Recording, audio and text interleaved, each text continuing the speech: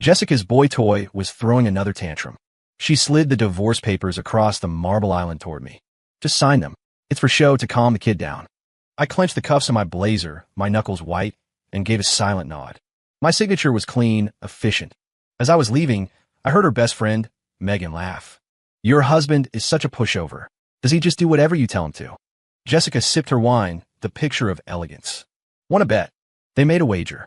20 days from now, at the courthouse, no matter how red my eyes were, I would obediently finalize the divorce.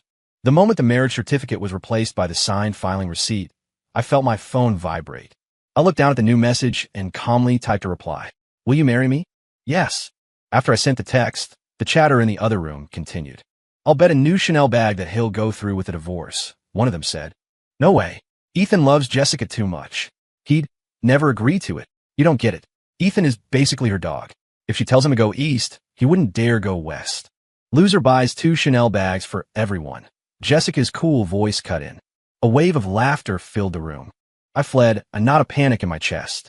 Just then, my phone buzzed again. Really? The message read. Yes, I typed back. 6 months ago, Jessica had become infatuated with some D-list actor. She'd thrown money and resources at him, setting him up with a condo and a car in downtown Chicago.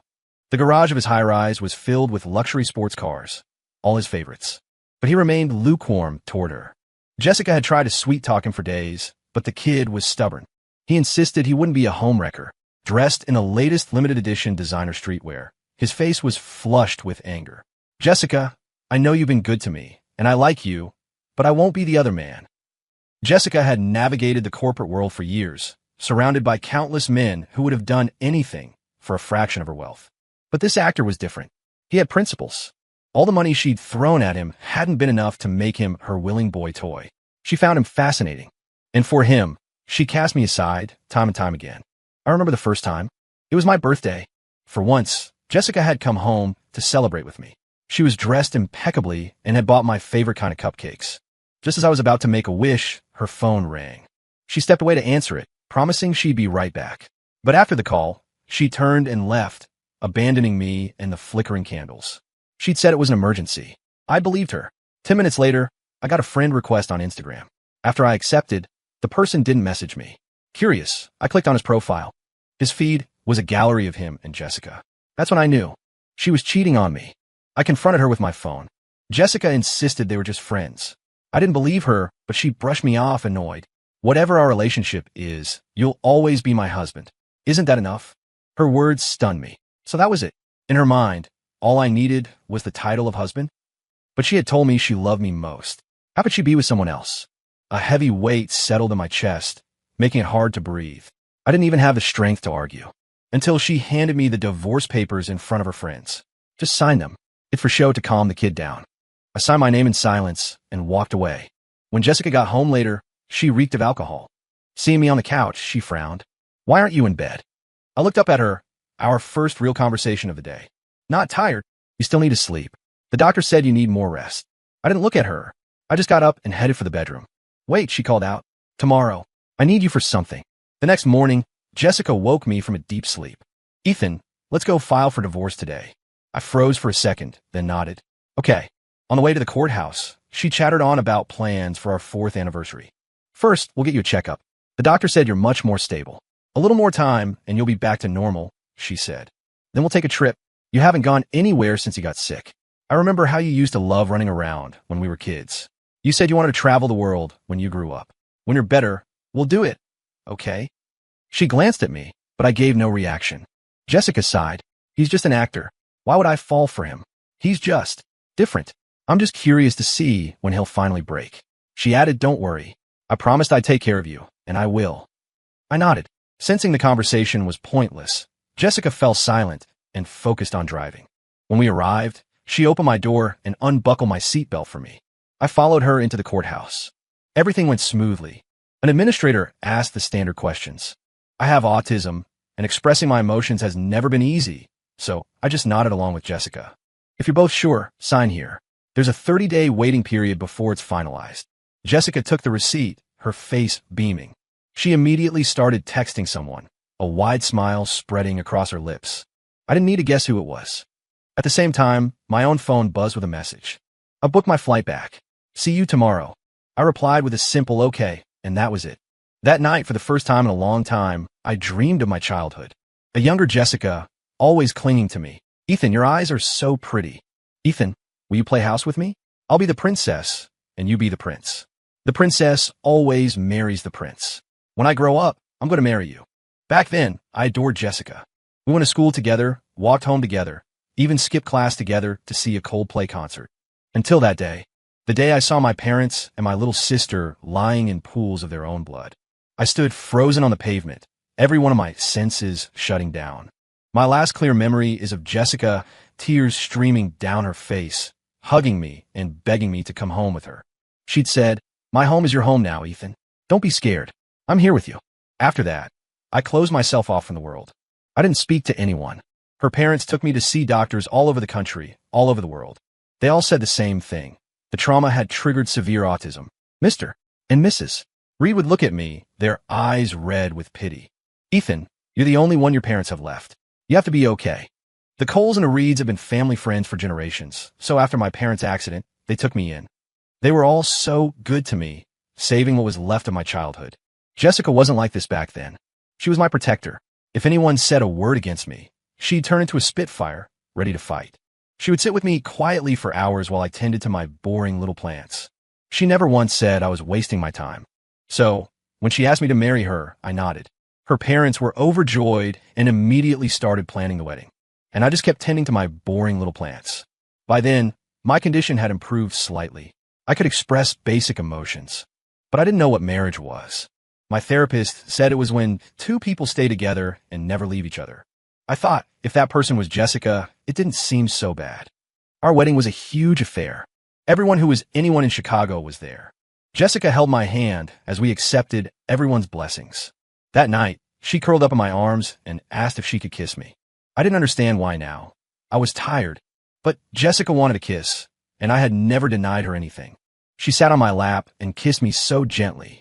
She said we would be this happy for the rest of our lives. But only 4 years had passed, and everything had changed. Her parents passed away, one after the other, and I lost the only parents I had left for a second time. During that period, I locked myself in my greenhouse. I would only open the door when Jessica came home. She would hold me and cry, begging me not to be like this. After that, the Reed family business grew even bigger. Jessica started coming home later and later. Everyone in Chicago knew that Jessica Reed's husband was a useless, autistic man. And so, countless suitors lined up, hoping to marry into the Reed fortune. Jessica scoffed at all of them. But this actor was different. He didn't care about her money or her power. He just wanted to stand beside her openly and proudly. For any couple in love, that would be the most normal thing in the world. Except Jessica was already married. In the dark, my phone screen lit up. A message from the actor. I opened it. It was a photo of Jessica, hair messy, heading into a bathroom. The bed beside her was a wreck. "Almost forgot. You're autistic. You might not get it," the text read. "But let me spell it out for you. I slept with your wife, and she was the one who initiated it. She really likes it when I FCK her." I turned off the screen. I felt sick, but I couldn't throw up. I'm autistic, not an idiot. When Jessica and I used to be together, our bed would get messy too. I didn't reply. I just rolled over and went back to sleep. The next day, I slept in until late morning. Jessica was already gone. The housekeeper said she was busy at the office. But the actor's Instagram story clearly showed the two of them watching the sunrise at the beach. They were all lying to me. They thought I was a fool. While I was eating, my phone rang. It was Olivia Hayes. I answered, and her bright voice chirped on the other end. "Ethan, I'm back." It took me a long moment to remember that I had promised to marry her. "I don't want to marry you," I said. The person on the other end paused, then laughed softly. "Okay, then we won't get married. But let's go see a doctor first, all right?" "No, I don't want to go to the hospital." I said it stubbornly. The doctors at the hospital just made me relive things I didn't want to remember. They called it exposure therapy. I hated it. "Then we won't go to the hospital. Didn't you get divorced? How about you move out and come live with me?" I was silent, not wanting to deal with her. She was being annoying, even more than my doctors. "No, I don't want to live with you." "I don't. I set up a greenhouse for you at my place," she interrupted. "It's filled with flowers, many of them flown in from overseas. Kind you've never seen before. Are you sure you don't want to come?" After I moved in with Jessica, she'd gotten rid of all the plants I'd so carefully nurtured, using excuses about pollen allergies and bugs. She'd said the flowers would continue to bloom elsewhere. She'd said I shouldn't trap them in pots. And just like that, all my plants were gone. But Olivia said she had flowers. If there were flowers, maybe it wouldn't be so bad. Okay, pack your things and come get me. A light laugh came from the other end. Okay. After hanging up, I went to pack my things. The housekeeper had already left for the day. For years, the housekeepers here had been part-timers who left as soon as their work was done. My therapist had said it was best not to have strangers in the house. I packed my suitcase and sat on the sofa to wait for Olivia. Before long, the doorbell rang. I opened the door to find Olivia standing there, a radiant smile on her face. I'm here to take you home. I stood in the doorway, looking at her bright smile. Suddenly, I thought that being with Olivia might not be so bad after all. Olivia took my suitcase. From now on, you'll live with me, okay? I nodded.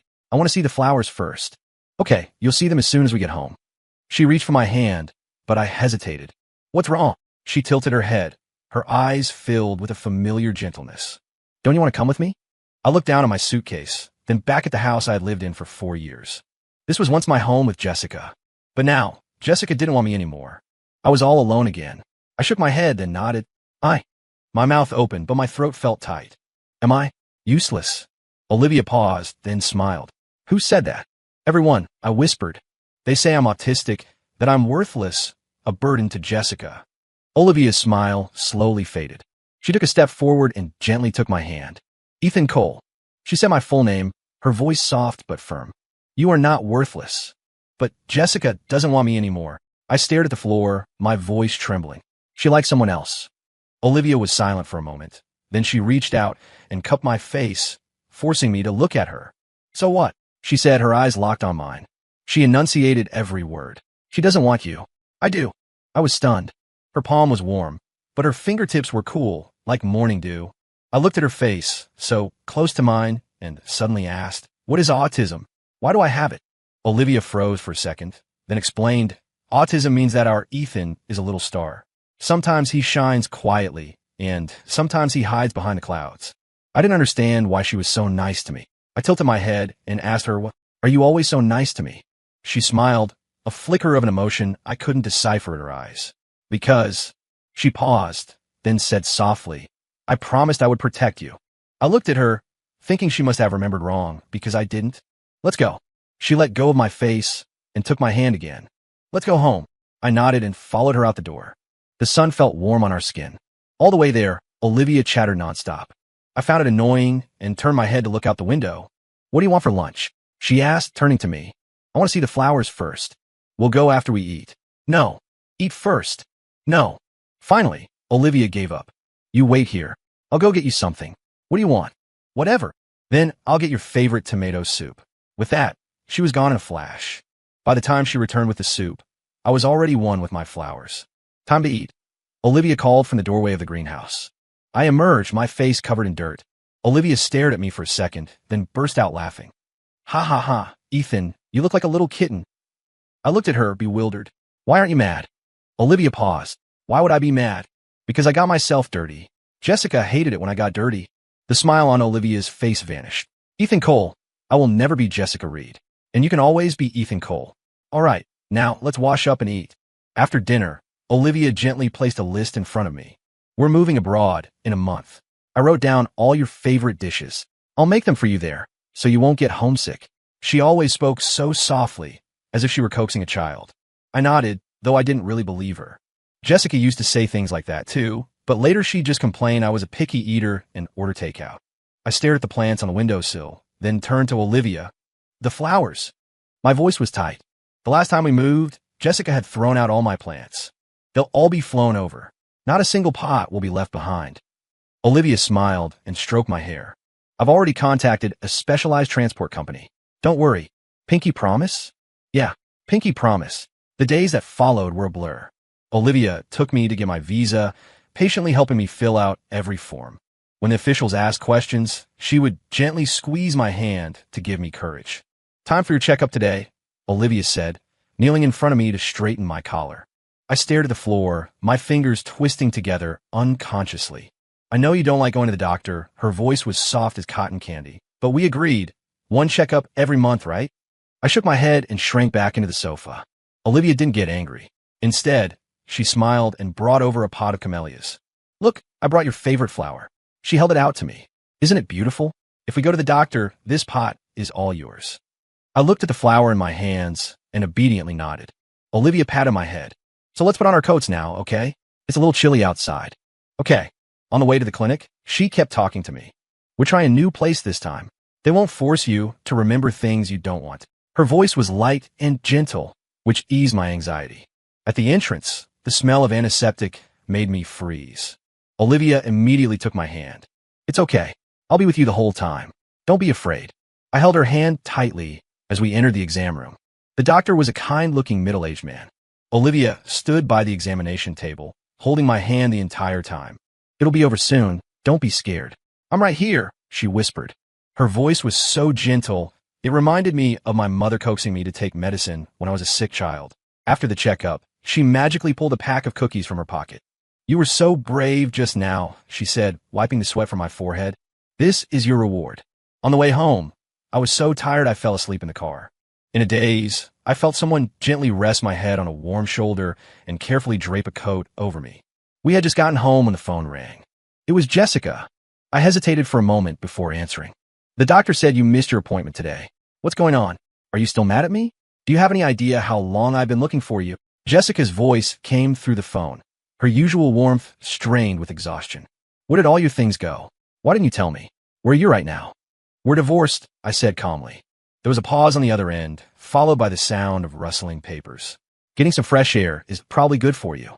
I've canceled your follow-up appointment. Her voice was still soft, but there was a new distance in it. Just remember to send me the report. The doctor needs to track your progress. I didn't say anything. The line was silent for a moment. Why are you being so difficult? Jessica sighed. I'm just playing around with that actor. As soon as he gives in, we'll get remarried. I didn't say a word. I just looked at the room full of flowers Olivia had prepared for me, flowers she had spent a fortune on. I transferred some money to you, Jessica continued, her voice softening. Remember to take your medicine and see your doctor on time. Okay. News of the Reed heiress's divorce spread like ink and water through our social circle. Did you hear Jessica Reed got divorced? Yeah, filed the papers last week. Honestly, it's for the best. Marrying an autistic guy, she was just making her own life difficult. He can barely handle a normal conversation, let alone help with the family business. Jessica's pretty cold, though. I heard he's really not well. Who's going to take care of him now that they're divorced? What do you know? A family like the Reeds. How could they tolerate a son-in-law who can't even attend a cocktail party? It was only a matter of time. If you ask me, a marriage like that should have ended long ago. They were a total mismatch, just asking for trouble. Meanwhile, at Jessica's private club, her childhood friend Megan burst into the private room, phone in hand. Jess, you have to see this. Megan shoved the phone in Jessica's face. Isn't this your guy? Holding hands with that Hayes girl on his way to a clinic. Jessica glanced at the photo, unconcerned. Don't be ridiculous. Ethan and Olivia Hayes barely know each other. Besides, he won't even let me touch him in public, let alone a stranger. See for yourself, Megan said, zooming in. He's even wearing that jacket you got him for his birthday last year. Wow, who knew he could be so tame for Miss Hayes? Jessica snatched the phone, her fingers swiping across the screen. In the photo, Olivia was leaning in, saying something to me. And while my head was still down, my posture was visibly relaxed. What shocked her most was that my fingers were loosely clasped around Olivia's, my body even angled slightly toward her. That's impossible. Jessica's voice turned sharp. He hates being touched. Maybe the photo is fake? Just calm down, Megan said. Jessica shot to her feet and dialed my number. Before, I would have always answered her calls. But this time, all she heard was, the number you have dialed has been disconnected. Please try again later. Jessica slammed her phone onto the plush carpet. Find out, she said, her voice like ice. I want to know where they're living. Now, ever since the car accident that killed my parents and my sister, I hadn't been able to handle transportation. The sight of a car would trigger flashbacks of that day. Now, sitting next to Olivia, I gripped the straps of my backpack, my knuckles turning white. The airport announcements felt like needles in my eardrums. Olivia gently touched my wrist and handed me a pair of noise-canceling headphones. This should help. Her voice was a soft whisper, like a feather landing on my palm. Suddenly, there was a commotion behind us. A pack of reporters swarmed toward us, their cameras flashing, blinding me. I instinctively ducked behind Olivia, and she immediately threw her arms out to shield me. It's okay, she murmured, turning her head to reassure me. Her hair smelled of her familiar shampoo. One reporter shoved a microphone almost in my face. Is the reason for your divorce from Miss Reed because do not disturb us? Olivia's voice cut through the noise, cold as steel. Otherwise, the Hayes Corporation won't hesitate to use its influence to have every single one of you blacklisted from the industry. The reporters exchanged nervous glances. Faced with the power of the Hayes Corporation, they had no choice but to retreat. At the boarding gate, she took out a small tin box. Mints, she said, unwrapping one. Suck on this. It'll help with the pressure when we take off. I put the mint in my mouth, the coolness spreading from my tongue. As the plane began to taxi, Olivia took my hand. Get some sleep, she said, dimming the reading light. I'll wake you when we land. Her eyelashes cast tiny shadows in the dim light, reminding me of the ferns at home that shied away from the sun. I closed my eyes and heard her speaking softly to the flight attendant. Could you please turn up the heat? My husband gets cold easily. Her tone was back to its usual gentleness, like a mother coaxing a restless child. My phone vibrated in my pocket.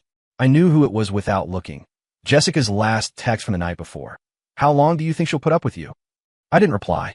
I just shoved the phone into the bottom of my suitcase. The Parisian morning light was filtering through the sheer curtains as I watered the ivy on the windowsill. Olivia wrapped her arms around my waist from behind, resting her chin lightly on my shoulder. Ready to give it a try today? I nodded, my fingers unconsciously tracing the handle of the spray bottle. 2 months ago, when Olivia first suggested I try opening a flower shop, I nearly dropped my water glass. Jessica's words still echoed in my ears. You can barely hold a normal conversation. What could you possibly do? Amazing, Olivia whispered, placing a soft kiss behind my ear and straightening my collar. I made sandwiches for the road. After all this time together, I no longer resisted her occasional kisses and hugs. My phone suddenly buzzed on the dining table. The name Jessica Reed on the screen made my hand freeze in midair. I canceled my U.S. number last month. I had no idea how she'd found this one. Want to get it? Olivia asked, packing the sandwiches into a paper bag. Her tone was as calm as if she were asking about the weather. I shook my head, but in the final second before declining, my finger accidentally swiped to answer. You finally decided to answer. Jessica's voice was laced with its familiar impatience. Do you know how many strings I had to pull to find this new number? The sunlight fell on the daisies on the table. I stared at a drop of water on a petal. Is there something you need? Are you done with your little tantrum? If you are, come home.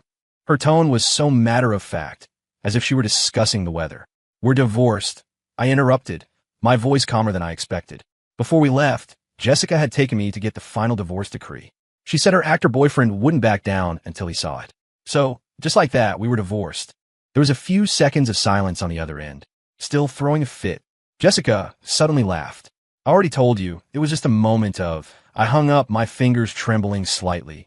Olivia silently handed me a glass of warm milk. It's okay. It's all in the past. A series of Instagram DMs came through. Messages from Jessica's friends. Jess has practically turned Chicago upside down looking for you. It's just a fight. Do you really need to disappear like this? Jess already told you she was just messing around with that actor. Time to go. Olivia turned and held out her hand, palm up. I took it, noticing for the first time that my own fingertips were warm. With Olivia's help, I quickly adjusted a life abroad. I walked home, carrying a cake box. Olivia's work schedule had been lighter recently, and she often got home before me. I counted the steps up to our apartment, remembering she'd said she was making beef bourguignon for dinner. Just as I inserted the key, the door swung open from the inside. Olivia was standing there in my favorite beige lounge set, holding a pot of budding white gardenias. Gardenias! I blurted out, nearly dropping the cake. The familiar, sweet fragrance filled the air. I reached out carefully to touch a delicate white bud. The silky texture of the petal reminded me of the time Jessica had thrown the night-blooming jasmine I had painstakingly cultivated out onto the balcony. There for you, Olivia said, leaning against the doorframe, the setting sun outlining her in gold. I looked up at her, my throat suddenly tight. Is this really okay? Why wouldn't it be? She asked with a smile, taking the cake box from my hands. The aroma of stewed meat wafted from the living room, and the gardenias bloomed quietly on the windowsill. I was suddenly reminded of my 10th birthday, when my sister had snuck a jasmine plant home from the school greenhouse. When we grow up. Want a taste? Olivia's voice pulled me back to the present. She sat beside me with a slice of cake, a smear of frosting on the corner of her lips. I instinctively reached out to wipe it away, my fingertips brushing against her soft lips. The air grew thick. The scent of gardenias filled the room, and the only sound was our breathing, intertwined. Olivia caught my wrist and gently kissed my palm. Ethan Cole. She rarely used my full name. Tomorrow, will you marry me? I looked at her shadow cast by the lamp. I suddenly remembered a little girl at the flower shop last week who had looked up at me and asked, "Mister, what is love?" Okay, I heard myself say. The next day, Olivia took me to the registrar's office. The gold foil letters on the marriage certificate shimmered, and I couldn't resist tracing them with my finger. Olivia leaned in close, her breath warm against my ear. "Now I'm Mrs. Cole." The name made my ears burn, but for some reason, it reminded me of the sunflower at the shop that always turned toward the sun. My phone vibrated in my pocket while we were at a cafe. I answered it, and Jessica's voice came through. "So France it is." Each word was coated in ice. "What? Found yourself a new safety net?" I stared at the latte art in my cup as the foam slowly collapsed. "We're divorced." "Divorced," she scoffed. "Can your little flower shop even support you?" "Does Olivia Hayes know you can't even read a menu in French?" "Jessica," I heard my own calm voice say, "my gardenias are blooming." The silence on the other end was like the calm before a storm. Olivia returned with a hot chocolate, a straw thoughtfully placed in the mug. She saw my expression and silently mouthed, "Her?" I nodded and ended the call, cutting off whatever bitter tirade was about to come. Olivia suddenly held our marriage certificate up to the light. The gold letters fractured the sun into tiny, dancing specks between us. "Mr. Cole, your sunflower needs watering." A rapid-fire series of text notifications followed. I knew they were threats from Jessica, without even looking, just like when she'd thrown out my plants without a second thought. But this time I had Olivia. I wasn't afraid of her anymore. I thought we were done, but clearly Jessica didn't think so. She posted a photo on her Instagram feed of her and the actor kissing on the deck of a yacht. The caption was just 2 words, "Love you." I scrolled down and saw the comment section was buzzing. "Jessica's finally made it official. Isn't that the actor who's been getting a lot of buzz lately? CEO has great taste. When's the wedding?" Megan's comment was the most prominent. "So happy Jess finally found her true love. Hope some people are seeing this." "You mean the autistic guy? How could he even compare? Seriously, the man can't even string a proper sentence together. Is this for real this time?" Jessica replied to her personally, "As real as it gets." Another wave of comments followed. "So when are you inviting us to the wedding?" I quietly locked my phone and went back to tending my plants. I heard Olivia's footsteps coming from the bathroom, carrying the faint scent of her shampoo. Seeing my mood, she cupped my dirt-streaked face in her hands. "What's wrong?" I handed her my phone. She scanned the comments under Jessica's post. "Want to get back at her?" When I didn't answer, she was already holding up our wedding photo, snapping a picture in front of the floor-to-ceiling window. "Can I post this from your phone?" she asked, tilting her head, a drop of water still clinging to the end of her hair. As if possessed, I nodded, watching her press the share button. My phone immediately began to vibrate uncontrollably. Jessica's voice message was the first to pop up. "Ethan Cole, what the hell is this?" It was followed by DMs from mutual friends. "Olivia Hayes?" As in, the Hayes tech heiress? Olivia switched my phone to silent and pulled 2 large suitcases from the closet. "We're going back to the States next week," she said, pulling out a deep blue suit. "First, we'll get the marriage certificate notarized. Then I'll take you to meet my parents."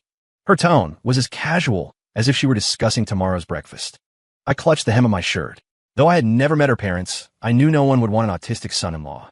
"Ethan," Olivia said, taking my hand, "you don't want to meet my parents?" I shook my head, then nodded. "They won't like me." "Why not? Our Ethan is so sweet. They'll love you." She added, "Besides, you're the person I love most in the world. No one can hurt you." I nodded. "Can I bring them a Kalanchoe and an English Ivy?" "Of course. They'll love whatever you give them." The first thing Olivia did when we got back to the States was take me for a checkup. Then, only after I repeatedly confirmed I was ready, she took me to meet her parents. In the Hayes family living room, I sat on the edge of the sofa, my fingers unconsciously rubbing my knees. Olivia gently touched the back of my hand and placed a warm cup of jasmine tea on the coffee table in front of me. "Dad, Mom, this is Ethan Cole," Olivia said, her voice filled with its familiar warmth. "Mr. Hayes smiled and nodded at me. "Ethan, right? I've heard Olivia talk so much about you. She tells me you enjoy gardening." His voice was deeper than I'd expected, his speech unhurried. I nodded, my gaze fixed on the pattern of the coffee table. Mrs. Hayes came over with a fruit platter and sat in the armchair next to me. "Have one of these tangerines," she said, handing one to me naturally. "They're from our own garden." I took the tangerine, and Mrs. Hayes's eyes crinkled at the corners. Olivia says the blue plumbago you grow is especially beautiful, mister. Hayes's voice came from behind his newspaper. I have a friend who works at the botanical garden. I'll introduce you to sometime. Okay. Thank you, sir. We had dinner at the Hayes' home. The atmosphere at the table was peaceful and warm. Mr. and Mrs. Hayes didn't show the slightest bit of disapproval because of my autism. On the contrary, they were incredibly considerate. Want to see the library? Olivia asked softly after dinner. I nodded. Mr. Hayes immediately stood up. I actually have a few horticultural encyclopedias that are just collecting dust. You should take them with you as a little welcoming gift. He led us down the hallway, his pace steady. He pulled a few books from the shelf and placed them on a reading chair by the window. These are all for you. He then turned and left, closing the door softly behind him. When we were leaving, Mrs. Hayes handed me a paper bag. Take some tangerines home. They're homegrown, very healthy. Her gesture was as natural as if I were a frequent guest. Now that you're done with things overseas, come visit often, Mr. Hayes said from the doorway. I'll have the gardener get all the tools in the backyard ready for you. Once we were in the car, Olivia took my hand. See? I told you they'd like you. Her thumb gently stroked the back of my hand. I looked out at the darkening sky, the warm lights of the Hayes' house shrinking in the rearview mirror. The faint, sweet scent of tangerines filled the car. By the way, I have a meeting in a bit. Want to come with me? Olivia looked at me, her eyes full of tenderness. Okay. Olivia took me to meet her business partners. This is my husband, she said, holding my hand and introducing me without a hint of hesitation. I greeted everyone in turn. Their eyes held no judgment, no pity. They just treated me like a normal person. In all my years with Jessica, everyone in her circle knew I was autistic. She said it was to protect me, but in reality, because they knew, they never bothered to talk to me. And because of that, my condition only worsened. Ethan, wait for me here. I'm just going to the restroom. Olivia's voice pulled me from my thoughts. I nodded and found a seat in the cafe. Just as I sat down, I saw Jessica. She spotted me, shoved open the cafe door, and marched straight to my table. She grabbed my wrist, her nails digging into my skin. Ethan Cole, you've grown some nerve, haven't you? Her voice was shrill, drawing stares from the other patrons. How long has it been since the divorce? And you're already latching onto the Hayes family. The stares made me shrink back, my wrist throbbing in her grip. Just then, a slender but strong hand intervened, forcefully prying Jessica's fingers away. Ms. Reed, Olivia's voice was as cold as ice. Let go of my husband. Husband. Jessica let out a sharp laugh, her crimson-painted nails jabbing at my chest. This autistic man who can't even dress himself? The Hayes family must be blind to. Smack. The crisp sound of a slap silenced the entire cafe. Jessica stared in disbelief, clutching her cheek. Olivia pulled me up from my seat and shielded me behind her. That was to teach you some manners. Ethan is my husband now. His life is no longer your concern, Ms. Reed. Ethan Cole. You're just going to let her hit me? Suddenly, she grabbed a coffee cup and threw its contents at me. You ungrateful piece of trash. Olivia quickly pulled me aside. I remained frozen, my eyes fixed on Olivia's blouse. Your shirt is dirty, I said. It's okay. Ethan can just buy me a new one. Okay. Seeing that I was ignoring her, Jessica trembled with rage. You think the Hayes family actually wants you? You're just a novelty. Once they get tired of you. Jessica, I said suddenly. My voice was quiet, but it stopped her cold. My life has nothing to do with you. It was as if I'd hit a pause button. Jessica's perfectly applied eyelashes fluttered, her eyes shimmering with unshed tears. Ethan Cole, you will regret this. Her voice held a choked quality I had never heard before. No one but me would ever want someone like. The glass door slammed shut, cutting off her final words. Olivia pulled out a wet wipe and gently cleaned the coffee that had splashed on my face. Let's go home, she said, kissing my red knuckles. I'll make you your favorite sweet and sour ribs. After dinner, Olivia picked up the phone and dialed her parents' number. I stood on the balcony, listening to her calm voice. Dad, it's me. Yes. We ran into Jessica Reed. I could hear the concern in Mr. Hayes' voice on the other end. What happened? Is Ethan all right? She bruised his wrist. Olivia's voice was steady, but I could hear the cold fury beneath it. She caused a scene in public at the cafe and threw coffee on me. What? Mrs. Hayes snatched the phone, her voice frantic. How is Ethan now? Is he hurt anywhere? Is he okay? Should we take him to the hospital? Mom, calm down, Olivia soothed. He's fine, just a little shaken. I gave him some warm milk. He's much better now. That poor boy. Mrs. Hayes' voice was filled with heartache. Can he talk? I want to say hello. Let him rest, Olivia said, glancing toward the balcony. By the way, Dad, isn't the Reed Corporation in talks for that East Side development project? Mr. Hayes understood immediately. I see. I'll have Johnson make some calls tomorrow. Don't be too obvious, Olivia said softly. Just make sure the partners know that working with Hayes Tech is the more advantageous option. Olivia, Mrs. Hayes hesitated. If you do this, will Ethan? Mom, don't worry. I will respect Ethan's choice. The line was silent for a few seconds. All right, we'll wait to hear from you. After hanging up, Olivia came out to the balcony and wrapped her arms around my waist from behind. The night breeze tangled long hair, a few strands brushing my face, carrying her familiar scent. Ethan, she asked softly, if I make the Reed family go bankrupt, will you blame me? I turned to face her.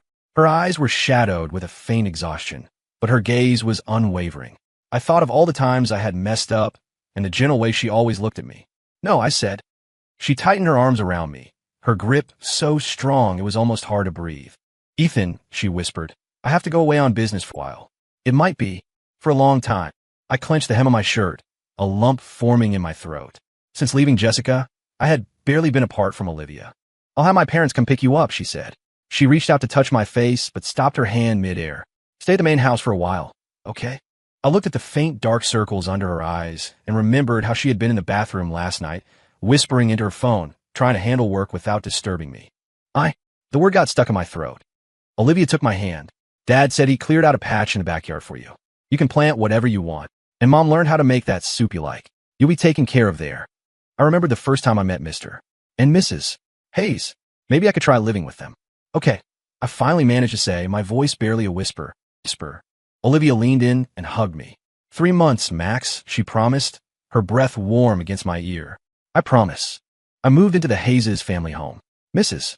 Hayes made me a different kind of soup every day, and Mr. Hayes would join me in the garden, pruning the hedges. They never once asked about my past with Jessica. When I had nightmares, Mrs. Hayes would sit quietly by my bed until I fell back asleep. 3 months later, Olivia returned, looking exhausted, and collapsed into my arms. Ethan, let's never be apart again. I knew then that the Reed Corporation was finished. Even though Olivia and her parents tried to shield me from it, news about the Reed family eventually reached me. I heard they had lost 3 major contracts in a row, severing their capital flow. One morning, a financial news alert announced that Reed Corp had filed for bankruptcy. After the bankruptcy, Jessica came looking for me, but Olivia stopped her at the door. Ethan is doing very well now, and he doesn't want to see you. 6 months later, our wedding took place as planned. Olivia held my hand as we walked step by step toward the officiant. This time, all I heard were the genuine blessings from our friends and family. 5 years later, our son was born. My condition had stabilized, and I was living a normal life. My son had my face, but he had the mischievous spirit of a young Olivia. The first time he pulled one of the prize orchids in the garden out by its roots, Olivia was so mad she could only stomp her foot.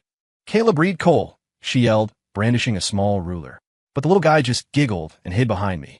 I picked him up, and his chubby little hands immediately grabbed my tie. Daddy, he shouted, his eyes as bright as stars. Mr.